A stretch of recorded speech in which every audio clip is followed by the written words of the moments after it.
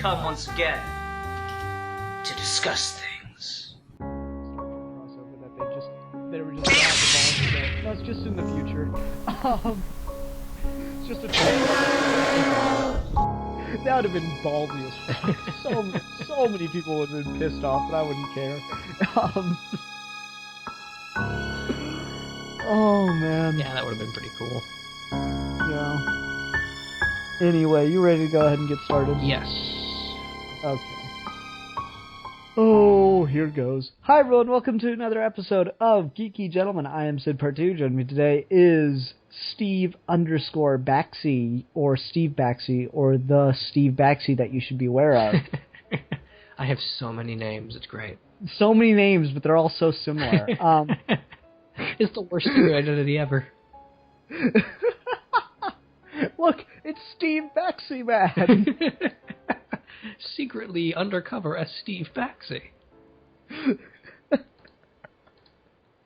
Oh, there's a great issue of Sensation Comics featuring Wonder Woman, where she's doing an interview with Lois Lane, and Lois asks her, so, which superhero do you find the most attractive? And she goes, do you rate the attractiveness of your male coworkers? She's like, well, Clark Kent's no Superman. And Wonder Woman's just like poker face.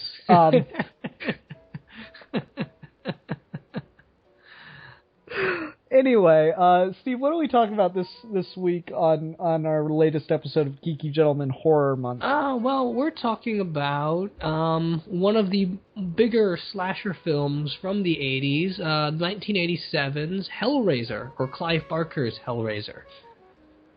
From 1987. Yeah, this is one of those franchises that I never watched. Like, I'm a big Freddy Krueger fan, and I've watched a couple of the Halloween movies and a couple of the Friday the 13th movies, but Hellraiser is just not something I ever touched, so this is the very first time I ever watched this. Oh, okay, that's interesting. This is only the second time I've seen it, but there's been like a 5-6 year gap between those two viewings. Gotcha. Because you think about like those big 80s horror icons, and you get Myers, Jason, Freddy Krueger, and then Pinhead. Yeah. And it's weird how little Pinhead is in this movie. He doesn't show up until at least 40-50 minutes in, I think, and it's only an hour 30 minutes long. Yeah, I mean, he's there in the very beginning really, really briefly. Yeah. And then he has a couple quick moments throughout, but no, he's not like an actual character until about the 15-minute mark. Which is interesting when you think about every other slasher movie in this era, or except for Halloween, none of the main antagonists of these respective franchises had much of anything to do in their first films. Which I don't understand that. It was kind of dumb, yeah. Like, you know, it's a monster movie. I understand the idea of wanting to build suspense, but I feel like you can do that and still show your monster off quite a bit, you know? I mean, when you go to the trouble of making them so visually disturbing, it's important that you see them a multiple amount of times. Like, what works with stuff like with Michael Myers is that he's really simplistic. So the less you see him, the more terrifying it is, because you aren't able to pinpoint any distinctive feature. But it doesn't work with that way with Pinhead, or with Freddy Krueger, or with Jason. Yeah, and Jason's kind of the oddball there, because I don't think that was ever truly meant for a franchise, given the first movie. That's fair, yeah. I don't think actually any of these were. Well, no, Hellraiser is definitely meant for a franchise, especially given the way they end it. Nightmare on Elm Street, it sets itself up so it can have at least a sequel. It was never intended to, though. Wes Craven didn't want to make another one. Fair enough, but, I mean, then he shouldn't have had Freddy rip the bitch through the window. Like, if you're gonna kill your monster, leave him dead. Don't leave, like, a stinger like that. It's true. like, don't tell me we'd never wanted to make a sequel and then clearly leave the monster alive at the end of the movie. Yeah, I mean that kind of thing is just typical of horror movies and of the era. Well, I mean, that's my joke, is there are two brands of film that have 1,000,001 sequels, and that is porn and horror. And it's crazy how often those two are bleeding into each other. It's more disturbing one way than the other when you really think about it, but still. Yeah, but like, Hellraiser clearly has a lot of room for sequels. It's just weird that the monsters don't. It's strange because I don't feel like Pinhead and the what are they called? The Cylon? No. I mean, the cenobites or something. Yeah, the Cenobites. It's weird how little they're in the movie, and like you look into kind of the history of this a little bit, which I did, and there weren't like. Pinhead wasn't supposed to be the leader or the main Cenobite or anything. It's just the makeup made it really hard for two of the actors to talk. So all of their lines were given to him, and the female one. Right. They just divvied them up a little bit, and Pinhead ended up getting more. And I mean, he wasn't even supposed to be named Pinhead. It's just kind of like the fan base just started calling him that, and it just took off. It just makes him a little bit less scary when you name him something like Pinhead, though. Yeah. I think he was only called Pinhead in one of the movies. So I don't know. It's a weird thing because the Cenobites are, you look at the visual of the posters and stuff, and all you see is Pinhead, and yet they're barely in the movie. And they're arguably not even the villains. No. They're kind of the heroes, because they're supposed to take the other guy back. Yeah. They're just kind of a neutral force for most of it. Yeah, like they're kind of like the consequences, and then let me ask you, I guess we'll jump straight to the ending. With them being so close to being completely out of a budget at that point, you can really see it start to suffer. Do you feel like they should have just ended it with Frank dying? I think so. Because the whole thing with the box is never really that interesting. Like it's kind of set up early on and then used halfway through the middle as sort of a payoff. But the big horror stuff is not involving that. So yeah, that it almost feels like an unnecessary epilogue by the time you get to the end. Yeah, it's just her running through the house more and figuring out the box. And like, if they'd been a more consistent problem throughout the movie, that'd be fine. But like, she makes the deal with them to deliver Frank back to them, and they'll spare her life. And she does, and then they just start going after her. And I'm like, okay, fair enough, they don't care one way or the other. But if you're already stretching your budget so thin... Yeah. Isn't it just scarier if we show that they... it's really vague about whether or not they can be defeated? And see, this is where ambiguity becomes a bit of a problem. Because there's that moment where they talk about how the Cenobites are seen as both angels and demons, which... is a little bit dumb and a little bit interesting, because clearly they do not look like angels. But angels to some. Depends on your perspective. Maybe like blind people that are into BDSM. No, but I mean, I like this idea of they are these bizarre, monstrous creatures that work for their own cause, and sometimes that aligns with humanity, and sometimes it doesn't. And the more vague we keep that, but the more we keep that in context, the better it works. But instead of doing that, in order to strengthen the ambiguity of the whole thing, they just start doing random things. And it ultimately doesn't make a whole lot of sense by the end. I don't know what the Cenobites really want aside from Frank. Well, I think the idea is opening the box is kind of a contract. Because he says something to that effect. You opened the box, you summoned us. So I think once you open the box, the idea is that you've signed a contract to be tortured forever by the Cenobites. Which is interesting. I'm trying to think. What does that parallel really well? Shit. I feel like there's a famous story where it's kind of like, well, once you started this, there's no stopping, kind of thing. It's kind of like a Pandora's box thing. Yeah, I guess. Not quite what I'm thinking of, but that's close enough, I suppose. I can't think of anything else off the top of my head. I guess that's the most obvious one, though. Does it feel familiar to you, though? A little bit. I mean, I feel like this is the kind of plot point that we've seen millions of times before. Yeah, I mean, that's not saying that it's not used well here. It's okay. But at the same time, I'm just like, I don't really know what they're after from her. And this is such a weird movie because it's directed and written by the guy who wrote the story it's based on. Right. And I mean, sure, studio involvement and all that. But at the same time, it's like, you had control over this, and some of the stuff doesn't seem to be lining up for what you're going for. I know. Like, I've never read anything by Clive Barker, so I'm not sure if that's even a problem in his regular writing. Yeah, I don't know. This is his very first movie, from what I understand.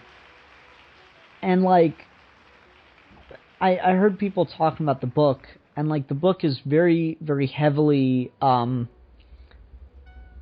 grounded in sadomasochism. Like, in the book, Frank gets the box, and he thinks he's just going to be, tortured by beautiful women because he's really into sadomasochism. Right. And that it's going to end like any BDSM session. But, like, in the story, the Cenobites don't understand the distinction between pleasure and pain and life and death, so they just torture you until you die. And that's the big twist for Frank in the end, or at one point in the story. See, that's so much more interesting. Yeah, and then we get this, and, like, the Cenobites seem to me to be the only sadomasochistic things. And I mean, there's a lot of sex in this movie, so I guess it wants to say something about that. But I guess part of it's also just having watched It Follows and seeing that movie, which manages to give such an interesting discussion about sexual relationship. And this one is just kind of imagery all over the place, not saying anything of substance about it, though. Yeah, and I mean, like, I question whether or not Geeky Gentleman Horror Month is just going to be called Geeky Gentlemen Never Have Sex Again Month. Yeah, really. And, like, this, I don't know, I feel like if they'd kind of played up the BDSM themes more, because, I mean, I don't want to say it's there in the sex scene we see with Frank and, what's her name? Shit, I'm blanking on it. The wife character. Julia? Julia, yeah, there we go. Julia and Kirsty, I kept mixing those two up. Yeah, we get the sex scene between Julia and Frank when, like, it's supposed to be the day before their wedding, or her wedding, I suppose. And, like, it seems like it's a little scary. Like, he's got a knife on her and stuff. But I'm not sure, like, I watched it the first time as a rape scene until it got kind of weird at the end. What did you view that as? That's kind of what I had in mind. It was just a reaction. It felt like there was a rape going on, but then halfway through it just turned into this weird pleasure thing. I assume they've got a routine then, because it feels like those two characters have a much more complicated history than we're being told. No, because, like, the way I figured it is, like, he just shows up and that's the first time she's ever seen him, and then he seduces her, and I'm like, that's really odd, because, I mean, seduction, sure, but pulling a knife on you at the next second, that's a little, red flag lady. Because she's so weirdly obsessed with him, too.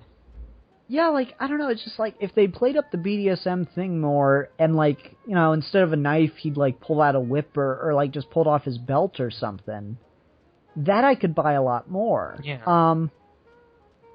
Whereas, it's funny, they were trying to figure out a title for like, I heard one of the backstage stories for this. They were trying to figure out a title for this movie, and before they had Hellraiser down, and an 80-year-old woman who was on the set for some reason or another threw out things a woman will do for a good fuck. That's hilarious. right? That's fantastic. I kind of wish that was the title now. Like, just sell it as this bizarre romantic comedy and then get this shit. Oh my god, I would love to see Hellraiser cut up as a romantic comedy with like a fantasy twist. That'd be hilarious. Have you ever seen like the trailer for American Psycho that's been cut up as a romantic comedy? Yes, I have. That's exactly what I was thinking of. That'd be amazing. I love when people do shit like that. Oh yeah, that's great. Do you think, just to get back on this a little bit, do you think part of the reason that some of this stuff just doesn't feel like it's coming to the forefront is because some of the censorship? Because there was a good amount of that when they were making this movie. There's lots of stuff that was cut because of it. I didn't hear about that, but I could buy it if you could, like, prove it. You know, like, if there were deleted scenes for this, then someone needs to make a fan edit, you know?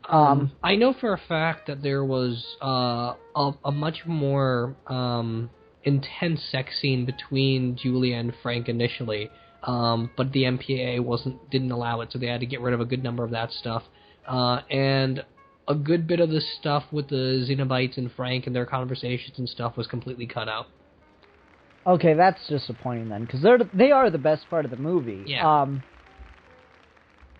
So yeah, like, I could agree with that. The censorship definitely... Like, I didn't realize this movie was as censored as it was then, because that stuff I could clearly see making it a better movie. And it's not that it's bad, it's just, it does feel like a lot's missing.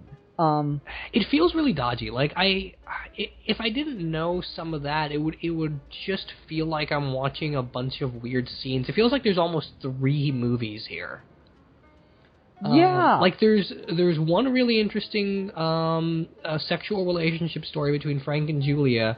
There's another story about the Cenobites and Frank's relationship, and then there's another story about Cursed Steve running away from the Cenobites. Yeah, and like, it's weird because you wouldn't think that'd be a problem with the, writer-director set like this, Right. Writer/director.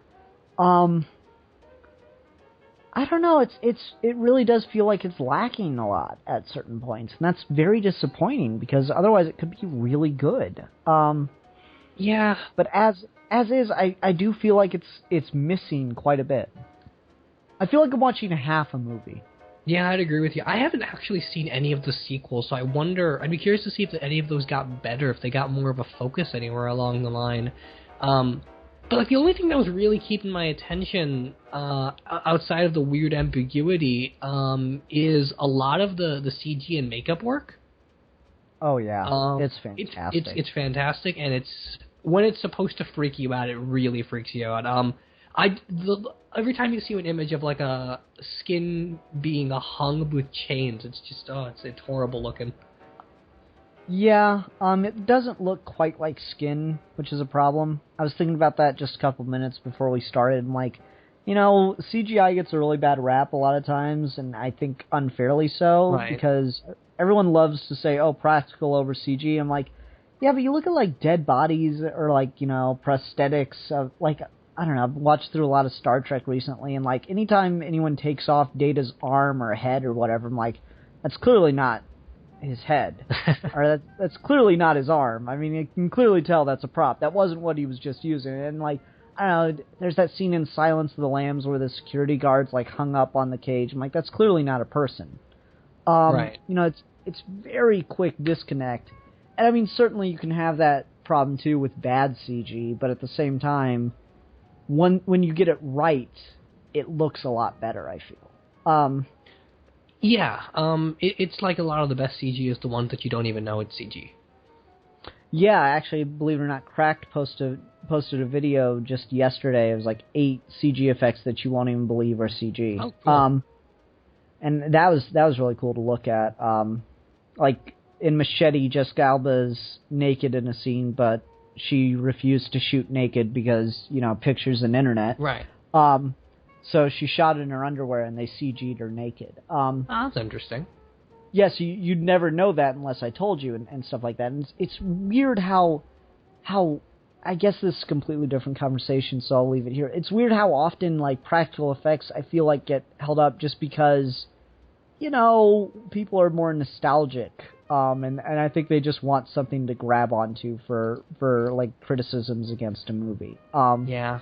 Not that there isn't plenty of bad CG, but there's also plenty of bad practical effects. Yeah, I mean, it's all a matter of how you manage the tools in your toolkit. There's a really good mix of practical and CG in this movie.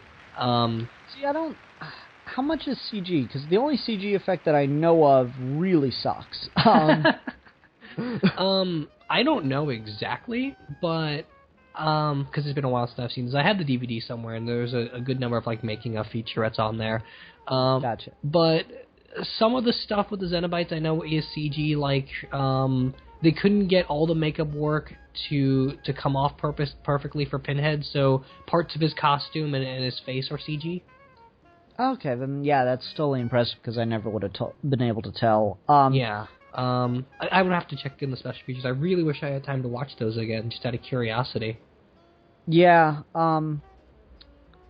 I don't know, I think he looks fantastic. Obviously, as they die, and like from what I understand, that's when the Cenobites are being killed off by the box or whatever. From what I understand, they had absolutely no money left, and they just did that like 2 nights in a row when they were drunk. That's hilarious. I mean, there's a lot of that. There's lots of weird production issues here and there. Like apparently the film crew was so bad they couldn't tell the difference between different lens sizes. Oh wow. There was a quote I wrote down. I actually took notes for this. This is interesting. There was a normally you just phone it in. Yeah, there you go.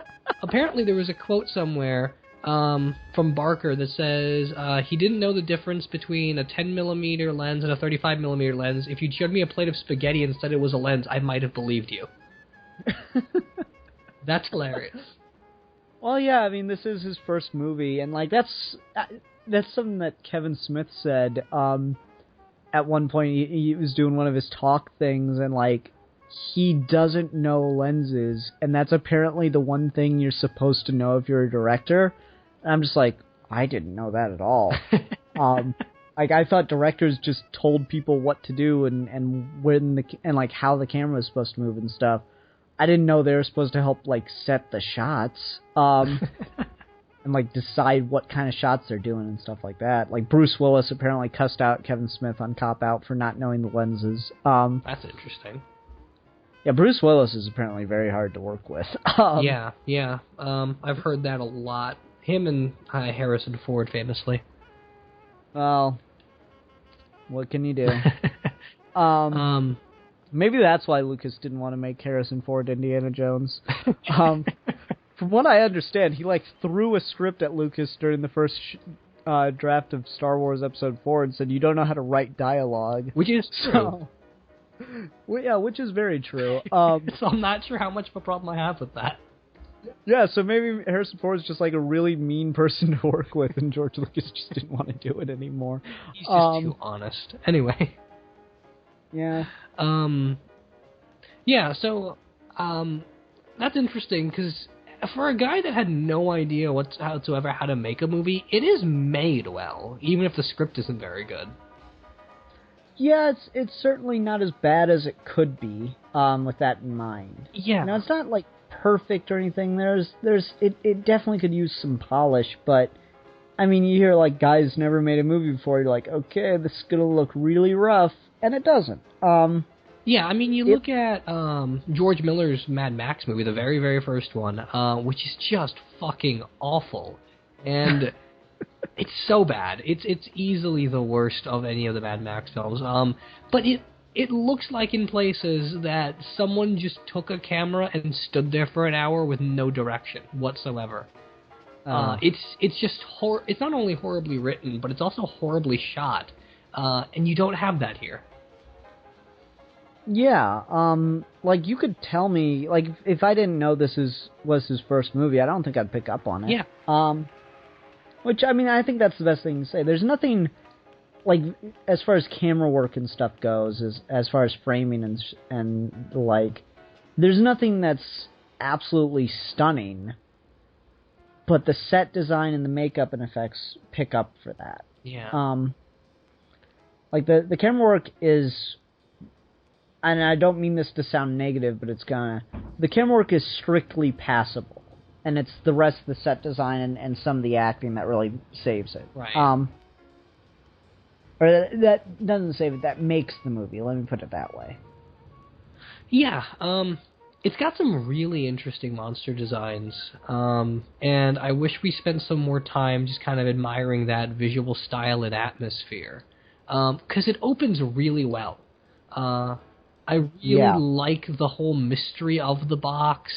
I like when the first time we really see Pinhead and the rest of the Cenobites, and it's this weird, almost twisted, majestic court. I wish we focused on some more of that stuff, because it's shot really, really well. It looks really, really good. Which of the Cenobites do you like the most, design-wise? That's a good question. I'm not sure. The female one's really interesting looking. But I guess Pinhead is the only one that really sticks out to me, just because I've seen him a lot. See, for me, I don't even really care for Pinhead that much. I really like Chatterbox. Oh, yeah. The one with the teeth that never talks. Yeah, he's cool. Yeah, I really like the way he looks. It's just, that's the most striking to me. He's like a naked mole rat. Like, he's the one that stands out the most to me. The fat guy is just there. Yeah. Like, the female one, I don't really care for her, because I just don't feel like she's got enough going on her face. Like, the rest of it's all on her body, but you mostly just see her face, so that's the problem. Right. And then, like, they all have those weird cuts that around different parts of them that are, like, held open. And that's different. Yeah, it's interesting. But I don't know, I just like Chatterbox the most. I just think he's, like, the most nightmare-inducing.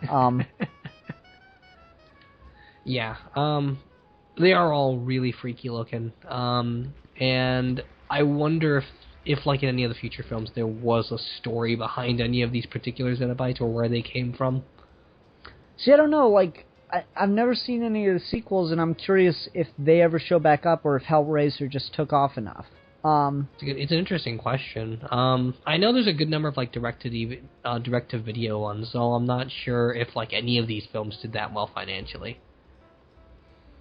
I don't know. I know, like, the most recent one that came out in 2011, they made in 2 days to keep the copyright, so that's not very encouraging. That's freaking hilarious. Right? Did you get an actual release? No, I think it was just straight to DVD, just so they could keep the copyright. That's really funny. Yeah. Like, that is the most encouraging thing I've ever heard. Like, I didn't even know you could do a makeup job in 2 days. Because clearly they have a new actor for Pinhead and everything at that point. So I'm like, they just, like, hire someone off the street and, like, hey, let us put a bunch of shit on your face. Hey, you're bald and thin. You're perfect for a nightmare fuel. Yeah, it's weird how, like, I don't know, Pinhead looks kind of chunky to me in this, because I've always visualized him, at least, as very, kind of lean. And in this, he doesn't look that way. He's got kind of a bit of junk in the trunk. He's got kind of a, almost like a royal look to him, almost like he's this weird, decadent king of the Cenobites. Yeah, I could see that. Again, I just wish that kind of stuff was played up more, because visually I could read into this film in a number of different ways. It just doesn't really mean anything by the end of the day. Yeah, and I wish I had someone here that knew more about the Hellraiser franchise, because I've never watched any of them. Not, like I said at the beginning of the review, that's the one franchise that I never watched anything from. Right. And so I don't know how much the others play into it, and how much, like, how Pinhead just took over.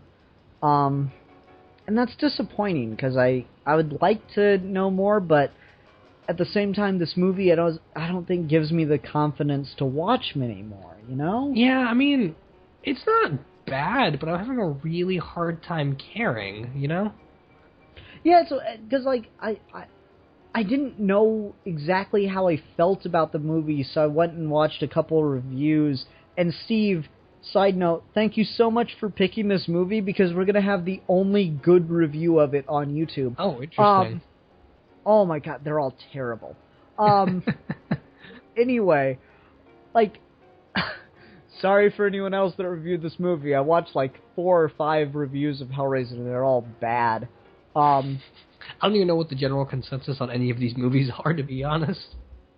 No, but like, a lot of people go, oh, well, it's really ahead of its time, and I'm like, I don't really see it. I don't know. Ahead of its time compared to what? Yeah, because, I mean, it feels very of its time to me. It does. And, I mean, of its time, it's the weakest of all the slasher films. Yeah. Like the first Halloween, the first Nightmare on Elm Street, the first Friday the 13th, they're all a lot better than this. Yeah, I hate to agree, but yeah, because I don't love all...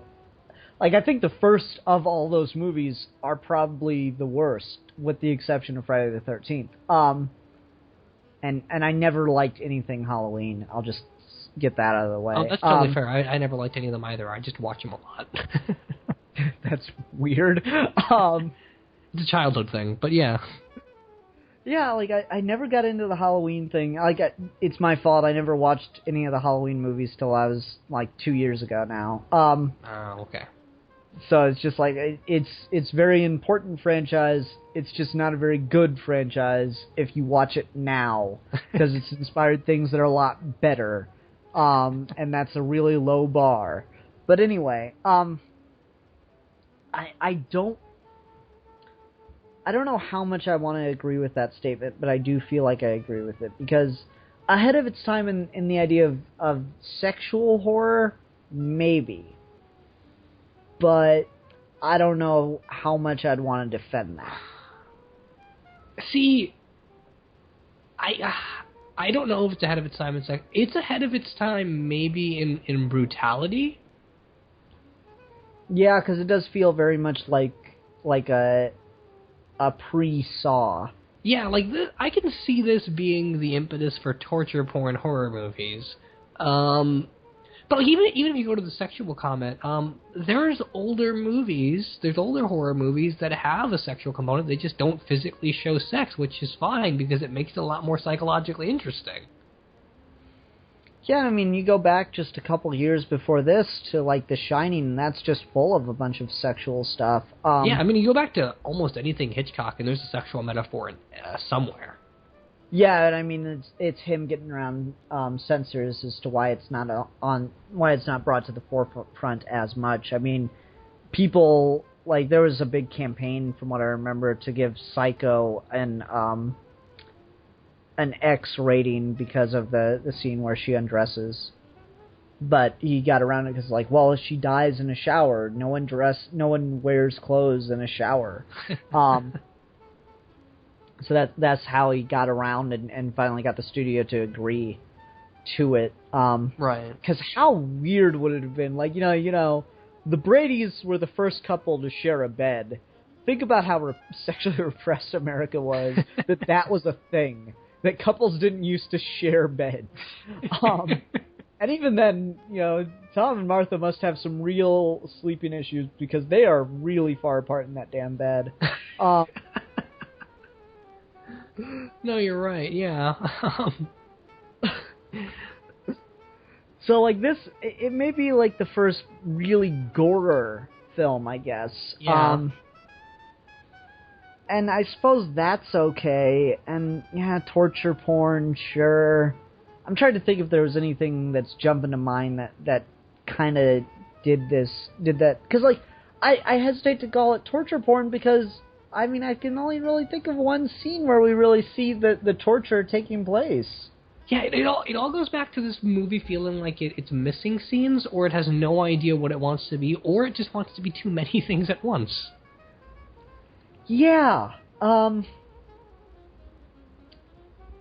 don't know. Like, I really feel like I'm judging half a movie at this point, and that feels wrong, and that's probably the most damning thing I can say about it. Because I wanted to like it, there's just not enough there for me to grab onto, and the stuff that's good is good, and it's not that it's a bad movie, it's just you really can't sink your teeth into it, otherwise it starts to just fall apart. Did anything in the movie? Because I mean, it's a horror movie, I guess technically. But did anything in the movie actually scare you at all? A couple of the jump scares got me, of course, but Like, no, nothing really sticks with me. Yeah, like I'm trying to think. Some of the visuals, like, there's some things that are just inherently a little bit uncomfortable. Looking like, just imagine having a chain going through a part of your skin. That just feels a little bit sickening. But nothing scared me, and I'm pretty easily frightened. See, for me, the chains didn't do it for me just because, like, the skin doesn't look real enough. Yeah, that's fair. It looks like rubber. The way that it pulls on the skin, and like you see it like sink into the skin and pull right in the beginning of the movie, and immediately just it doesn't look real. It looks like someone like, you know, I've got a rubber yoga mat sitting right in front of me now, and it looks like that. Oh wow. Yeah. And that's all I can think of is just it looks really fake. So some of that stuff doesn't stick with me. Which is weird because like the effects on the bodies here and there, like it's so you can tell they were stretching their budget at different times. Because some of the stuff with Frank walking around looks fantastic. Like, oh yeah. The second time you see Frank after that that first kill, he looks fantastic, and then only looks worse after that. Which is disappointing. And they don't. And this goes back to, I guess, Clive Barker being a weak director, since this is one of his first, if not his first things ever. It is his first. It is, yeah. If it being his first. But like, he doesn't know how to make a guy that has absolutely no skin creeping around a guy's house about to stab him look intimidating or scary. Yeah, it's weird because I don't know what's going on in that scene. He just comes out and like cuts open a rat. I'm like, wait, what? Huh? Yeah, it's really bizarre, and I feel like that should be one of the easier things to pull off. You ever see Sunshine? Yes. It reminds me of that guy. It just like it feels so, like it feels like I'm watching a different movie when he's around. Yeah, because the way the movie starts, I feel like I'm in for a haunted house thing. Yeah, definitely. And it's never an actually scary haunted house, and then it just becomes like two other movies. Yeah, and like the stuff with Frank, it's weird because that takes up so much of the movie, and it's the stuff I find the least interesting. Yeah. The whole movie, I'm like, okay, when's Pinhead gonna show back? When's Pinhead gonna come back up? When's Pinhead gonna come back? And then when he finally does, it's like they don't do anything. Like they look really creepy, and Pinhead has that really fucking cool speech in the hospital room. Yeah. That is totally what their trailers are made for. And then they're in the house, and we just see him kill Frank again. And, like, it's really quick, and then it's over. And then they just get taken out by whatever the fuck her name is. Kirsty. Yeah, they just get taken out by Kirsty. Steve, I need you on my comic reviews. Because, like, constantly I'm like, shit, what's his name? And I'm just flipping through pages, and I know it's the most boring thing ever. So that's what I need you there for. Putting ourselves back in the shoes of, let's say it's 1987, and we go to watch this movie, and we have no context for who Pinhead is, this movie's really freaking boring. That, and, like, it was sold on Pinhead, too, because I watched some of the trailers, and you have Pinhead, like, sitting there screaming at you and stuff, and it's like, okay, he's clearly the bad guy. Yeah. And he's not. He's like this third-party force of nature thing. And it's just a matter of, like, this could be so much more interesting, because it's definitely an imaginative idea. Yeah, and I really just wish we could get, you know, honestly, this is your torture porn movie. This is a franchise that justifies being torture porn. Yeah. And it's just not. It's mostly like this weird building suspense thing about this dude in the attic. And I guess if you're going to do that, it would have made more sense to make Kirsty younger. Yeah, I could see that. that could have been much more effective. If Kirsty was significantly younger and there was a scary man in the attic. Yeah. That would have been significantly more effective with what they did. And then I think at that point you'd have to tone back some of the blood just to make it more of a psychological horror thing. Yeah, maybe, but at the same time, the gore would still work just as... It would arguably be more effective that way as gore. Maybe so. It's kind of a bizarre movie. Like, even if you sit down and read, like, the Wikipedia summary, I feel like there's elements in describing the movie that are more interesting than actually watching the movie. Like, there's just so much about the concept itself that you could talk about before the movie even broaches any of that.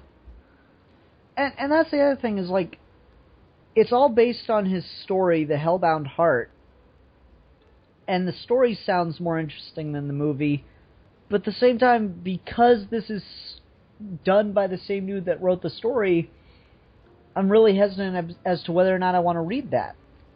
Yeah, as far as I can tell, Clive Barker doesn't have the best track record. Like, he had that video game a few years ago that was awful. What was it? Jericho. What? Huh? What? This was a thing? Yeah, he had a video game called Jericho years ago now, but it was really freaking bad. It had really good trailers, but it was really bad. Oh, huh. I'd never heard of this. He had a couple other video games called Nightbreed that I never played, but I heard those were awful as well. I guess Clive Barker's kind of like John Carpenter. His name's got to be in front of everything he does. I would love to know how you get that right. Yeah, I know. I guess you just got to start doing it. John Carpenter. Have you ever seen They Live? They Live's a movie that needs to be remade. Because it's like 2 steps short of genius. Oh yeah, that could be really interesting, especially now. Yeah, anyway. No, I think we've reached a general consensus on this. It's almost good, but it's not. I don't want to call it bad, though. Do you think it's bad, or do you think it's just not good? I think it's just not good.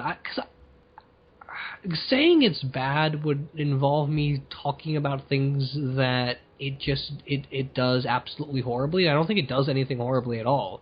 It's just it doesn't do enough of anything. Alright, I'm going to say this, and I don't know how much I'm going to agree with it, but it did enter my mind just now as you said that. It feels like the original Star Trek or Doctor Who pilot. I can see that. Whereas, like, it's got a really strong concept, but it's just, there's so many little things that aren't working that it's enough to just start over from scratch. And of course, I don't know, maybe that's what they did with Hellraiser 2, is they just kind of like got back into it. I don't know, does this make you want to watch the second one? Not even a little. No, okay, for me it's the other way. I'm like, it's just strong enough that I want to see if they improved on it with the sequel. Okay, that's interesting. I don't know, it's such a cool idea, and the movie had me at such a weird, indifferent place that I just don't care about the franchise. Gotcha. For me, it's not caring about the franchise. For me, the premise is strong enough that I want to see if they do it well. And I mean, it spawned so many sequels, and it's got this huge cult following. So I'm like, maybe it got better, at least for a while as it went on. Because, I mean, all horror movies, they decline in quality as sequels get made. And there's usually a gem somewhere in the later sequels. That's just like, that's, I guess, a trope of horror at this point. Because, I mean, like, you know, Nightmare on Elm Street is pretty good. The second one's just okay. The third one is genius. Yeah. And then they kind of go downhill, and then you get New Nightmare, and that's, like, really good. at points, but there's not enough Freddy Krueger. Yeah. And so, like, this, I'm wondering if it does the same thing. I'm wondering if the first one's kind of a little, stumbling on its feet, not quite sure what they're doing, and then it gets improved in quality for a couple movies, and then probably drops off again. So I almost want to do the 2011 one, just because I want to see how they could possibly make a movie in 2 days. Yeah, I guess that's got me curious. There was supposed to be a reboot years ago at this point. I'm not sure what happened to that. Like, they were supposed to remake the first one.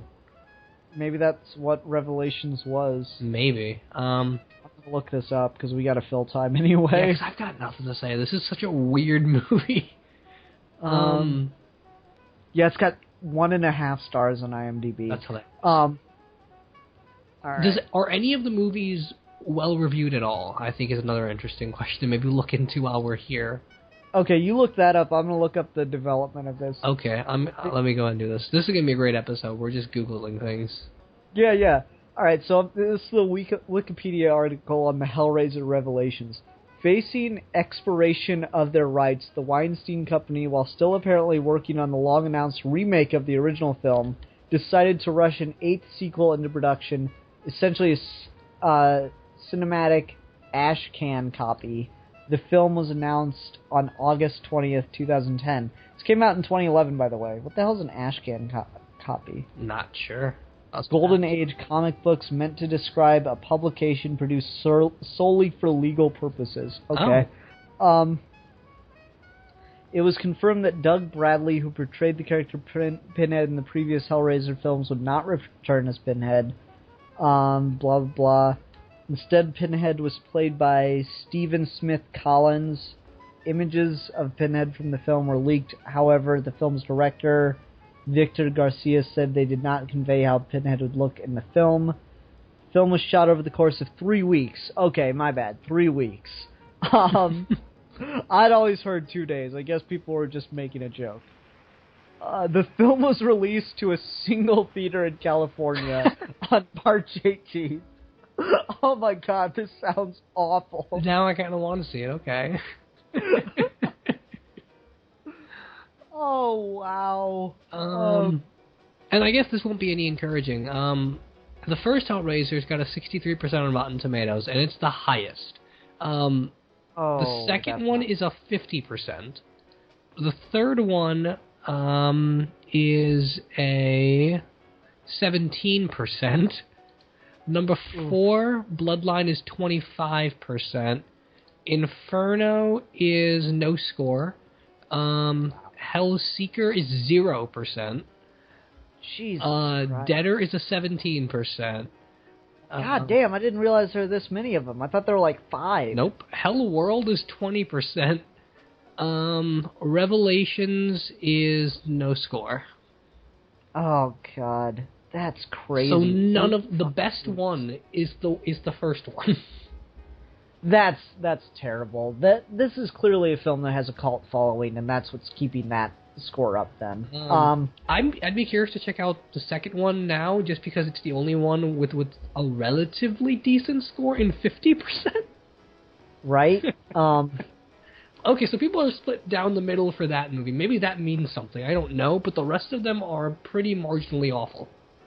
Yeah, from what we can tell. I mean, I don't really trust Rotten Tomatoes because that's just a matter of how many people are reviewing it. Yeah. But, yeah, that's not encouraging, obviously. So yeah, this is a franchise that maybe for good reason I never got into. I mean, I got into fucking Leprechaun, guys.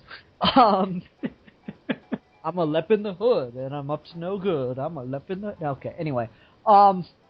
Yes. Leprechaun 2, Lep in the Hood, ends with a rap song by the Leprechaun. Yes, I got into that franchise. And then for a while, horror movies were all going to the future, which was weird, because we got, like, Jason X and, like, Leprechaun in the future, Lep 2000, Dracula 3000, yeah. Dracula 3000 is god-awful. It's hilarious. That movie is ends so with much the guy fun to talk spanking over. the sex robot. And Coolio's in it, too, and yeah. See, if we ever do a horror movie commentary, that's the one. Oh my god. It's so funny. That and Jason X crack me the fuck up. They're so funny. Isn't Jason X the one where he's, like, on the Star Trek holodeck and he just starts beating the crap out of the holograms? Like, he puts one of the girls into a sleeping bag and just, like, crushes her against the tree. Yes, and he's got that really weird Terminator ripoff mask. Yeah. Oh, it's hilarious.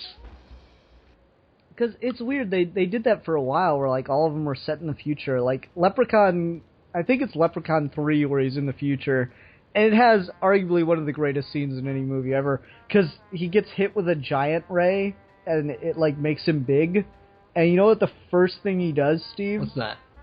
He looks in his pants and then smiles in approval. That's awesome. Yeah. So, I don't know, is one of the Hellraiser movies in the future, then? Guess that's the next question to determine. Just really quickly glancing over all of their Wikipedias, it looks like no. Hellraiser future movie? That probably won't work. Probably not. Bloodline? Because, like, one of the posters kind of looked like it was set maybe in the... I know one of them starts out in the past. 2 years later. There's one that has, like, computer yeah, that's what I was elements, thinking of. but not a future movie. Okay, so just, like, more techie. Yeah, that's a 2005 movie. I guess that makes a little bit more sense. I don't know. It's a weird idea for a... Yeah, that's... Hellworld looks like it's the one with all the code on it. Yeah. Evil goes online. Okay. The second one starts in the 1920s or 30s, according to Wikipedia. So I guess that's the one that took place in the past and then goes to the 80s. I think the fourth one starts out in, like, the 1700s. Oh, that's interesting. Yeah.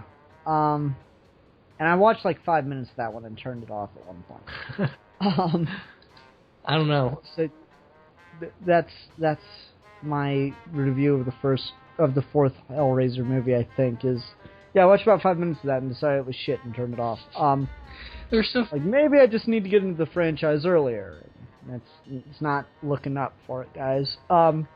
See, I don't know how this was able to spawn, like, any sequels. Like I said, it just got a really big cult following, from what I understand. It's such a weird franchise. Like, there's no gem in any of these, as far as we can tell. There's not a single movie that makes you want to sit through heaps and heaps and heaps and amounts of crap. And horror movies tend to have that. Yeah. Like, and, like, maybe there's, like, scenes in the other ones that make them worth it, you know? Maybe. Like, I have that. I'll watch a bad movie just because it has a couple cool scenes. Yeah, I will too. There's things about the second and third Scream I kind of like, but still. Yeah. I don't know. It's one of those franchises where, I mean, I really wish I knew someone that loved it. I know Bobby's watched them, but he couldn't make it tonight. So I'm just kind of left grasping at trying to be fair to it to figure out what people enjoy about it. Maybe it is just as simple as an obsession with this idea of maybe just hedonistic horror. That physical, sensual pleasure as the most terrifying thing. Yeah, it doesn't help that we watched such a good movie that dealt with that. Yeah, I was about to say, like, but then just watch It Follows. I mean, to be fair, you had to wait 20, 30 years for It Follows, so, you know. It definitely followed, though. I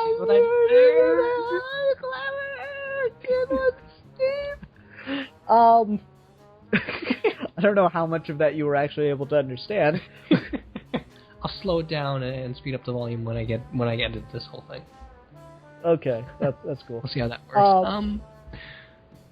There's comics. Maybe there's a comic somewhere that's good. Maybe.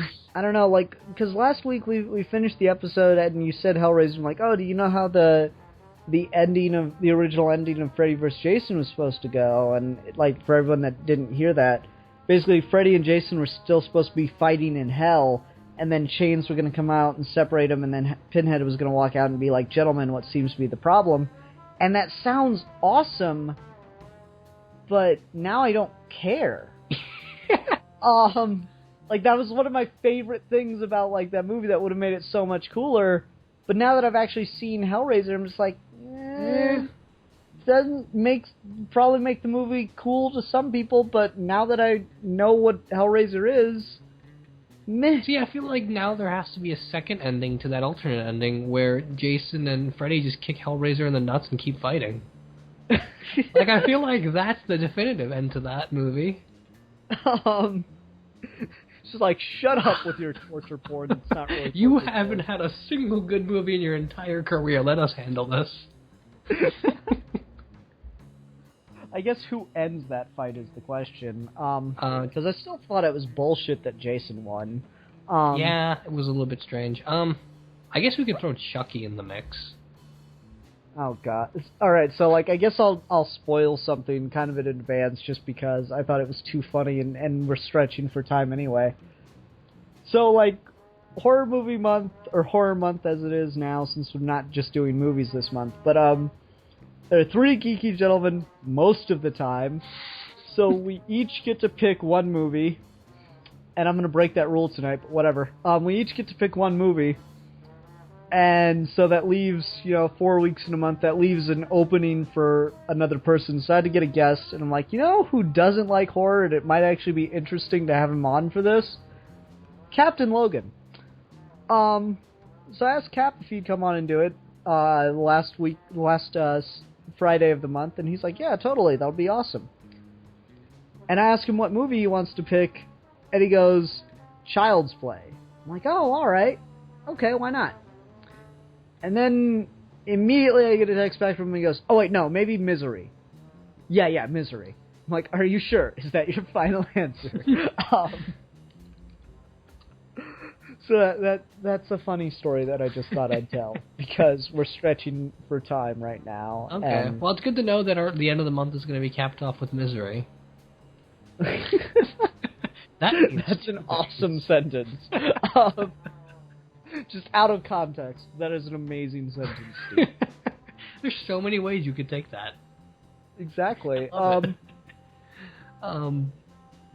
Yeah, I don't know, like, I feel like we're kind of talking in circles about just... I don't know, do you think it's fair to say maybe this just isn't for us, or that it's just bad? Or, not bad, but... It's clearly mediocre. I think that's the fairest thing to say. Yeah, I would just go with that. I mean... A thing doesn't necessarily have to be for me to give it lots of credit. Yeah. And I can't think of anything to give this credit for aside from here and there these things look cool. I don't know. Like you said, I really wish we knew someone that was in love with these movies that could give us a perspective. But even then, I feel like this movie isn't doing anything. It's not saying anything. It's if you give any of this credit, it's more of your mind making stuff up along the cracks. Yeah, I hate to agree with that, but yeah, I feel like that's the only way I can see someone really enjoying this movie. If they are filling in the gaps, or if you saw it when you were too young for it, Yeah, like I can see being... If you saw this movie when you were 12, and you were just starting to, experiment with, and starting to get into sexuality, then this I could see legitimately horrifying. Yeah, that's totally understandable. I don't know, just as it stands, it's not something... I'm probably never going to watch this again now. Yeah.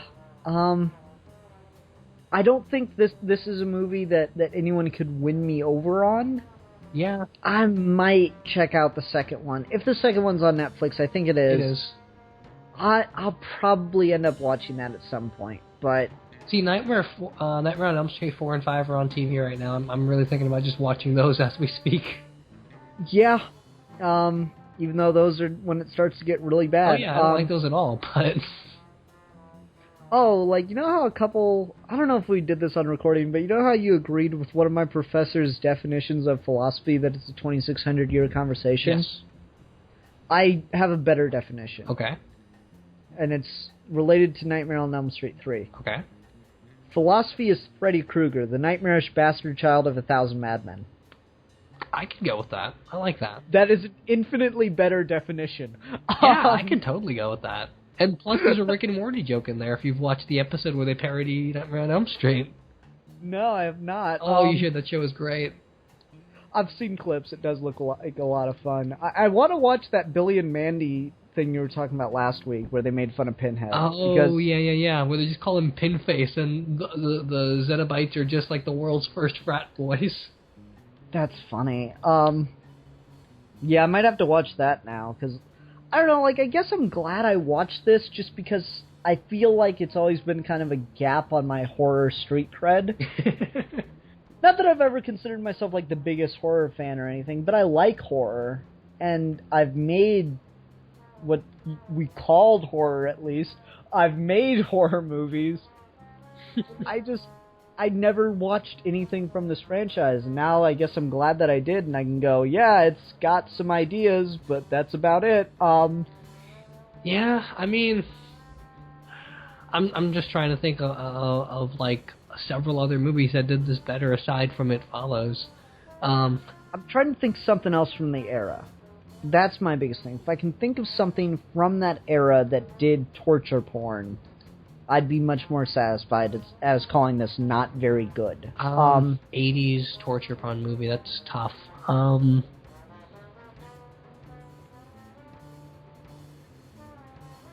have to research that, actually, because I'm not sure off the top of my head. Yeah, I'm going to look up 80s horror movies. So Nightmare on Elm Street, obvious. Yeah. Friday, The Thing, Poltergeist, The Fly. That has a lot of sexual elements in it. The Fly did. Yeah, that's true. That's a great movie. Yeah, we did that last year. That was really good. Oh, yeah. What else? The Stuff. I don't know what that is. No idea. It's just a cool name for a movie. Texas Chainsaw had a lot of sexual stuff in it and torture porn kind of stuff too. Yeah, it did. I'm not a big Texas Chainsaw fan. Those movies always seem more like get a whole bunch of your friends together and get drunk watching them. Yeah, that's what we did with Human Centipede. Okay. Like, a lot of them were drunk, and we just watched Human Centipede and made fun of it the whole time. I can totally understand that. I feel like that's a lot more... I don't think I could do that with Hellraiser. Hellraiser's a thing where if I was drunk, it would make me sober.